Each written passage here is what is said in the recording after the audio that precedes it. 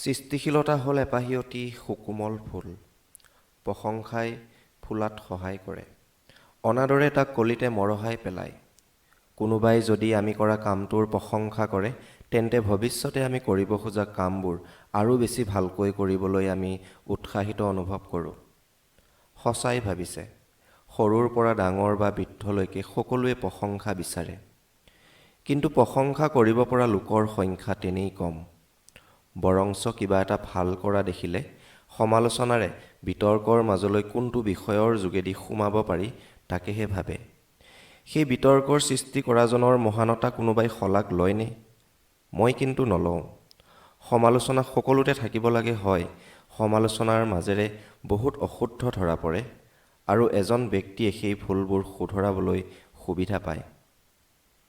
এপাহ ফুল ফুলি উঠিবলৈ যেনেকৈ ৰ'দ বতাহ পানীৰ আৱশ্যক হয়, সেইদৰে আমাৰ সৃষ্টিৰ একোপাহ সৎকৰ্ম পুষ্প ফুলি উঠিবলৈ তাত সকলোৰে প্ৰশংসাৰ আৱশ্যক হয়।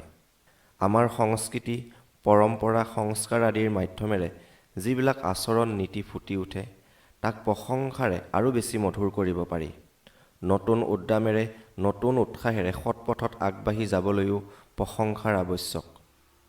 আমাৰ এষাৰ কথা আছে, ৰান্ধনি উচতাই জোল খোৱা। তাৰ মানে ৰান্ধনিয়ে সদায় যত্ন কৰে তেওঁ ৰন্ধা ব্যঞ্জনখন তৃপ্তিদায়ক হ'বলৈ।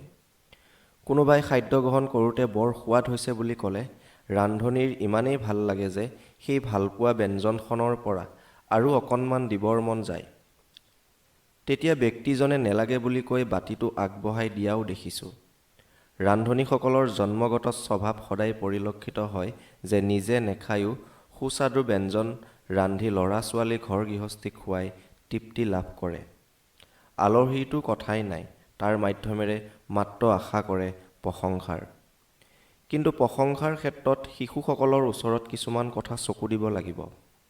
শিশুসকলৰ এটি শিশুৱে উকা কাগজ এখনত আঁকবাক কৰি ডাঙৰক দেখুৱাবলৈ যাওঁতেই যদি শলাগি দিয়ে, তেতিয়া শিশুটিয়ে আৰু তেনেকৈ আঁকিবলৈ উৎসাহ পাব আৰু যত্ন কৰাৰ অভ্যাসৰ ফলত কাগজত কিবা এপাহ ফুলৰ হ'লেও আকৃতি গঢ় লৈ উঠিব।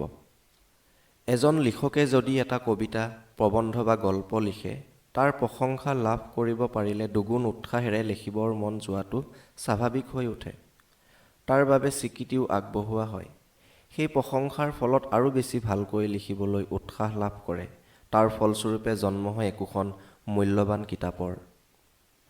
এজন সমাজ সেৱকে কৰা উন্নয়নমূলক কামৰ শলাগ লৈ মানুহজনক প্ৰশংসা কৰিলে তেওঁ আৰু দুটামান তেনে উপকাৰী কাম কৰিবলৈ উৎসাহ পায়। এজন গাড়ী চালকৰ গাড়ী চলোৱা কাৰ্যৰ প্ৰশংসা কৰিলে দেখা যায় যে তেওঁ আৰু বেছি সতৰ্কেৰে গাড়ীখন চলাবলৈ ধৰে। এগৰাকী সহায়িকায়ো বিচাৰে গৃহস্থৰ ঘৰৰ পৰা অকণমান প্ৰশংসা। কাম বনবোৰ আশোহাপূৰ্ণ হ'লেও যদি মৰমেৰে শুধৰাই প্ৰশংসাৰ সুৰত বুজোৱা হয়, তেতিয়াহ'লে লাহে লাহে সেই ছোৱালীজনী নিজৰ পৰিয়ালৰ মনোভাৱেৰে আৰু উৎসাহেৰে কাম কৰিবলৈ উৎসাহ পায়। এজন শিক্ষকে এজন ছাত্ৰক যদি সদায় তুমি কিয় নোৱাৰা কৰি থাকে, তেওঁ আগবাঢ়িবলৈ অকণো উৎসাহেই নাপায়। বৰঞ্চ বাকীবিলাকৰ লগতে নিজকে নিজেই তুলনা কৰি সদায় সংকোচ ভাৱেৰে আগবাঢ়িবলৈ বাধ্য হয়। ফলত হীনমানতাই গঢ় লৈ উঠি ছাত্ৰটিক আৰু পিছ পৰি থকাতহে সহায় কৰে।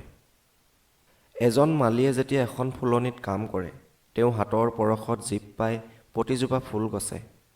কিন্তু যদি তেওঁ কামৰ দোষ উলিয়াই আদেশ ব্যৱহাৰ কৰা হয়, তেতিয়া তেওঁৰ মনটো সেই কামখিনিৰ পৰা পিছলৈ হুহুকি আহে, যাৰ ফলত বাধ্যত পৰি টকাকেইটাৰ বাবে কৰিবলৈহে মন যায়।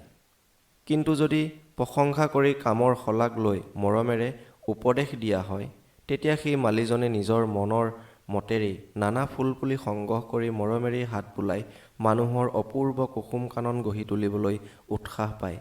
এই মালীজনৰ নতুন উৎসাহ আগ্ৰহৰ মূলতেই হ'ল প্ৰশংসাৰ।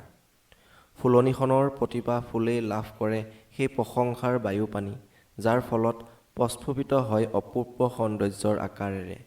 মৌ-মাখিয়ে পৰোপকাৰৰ আঁচনিৰে সাজিব পাৰে পবিত্ৰ মৌচাক। তাতেই নিহত হৈ থাকে ভগৱানৰ প্ৰশংসাৰ মৃত সঞ্জীৱ।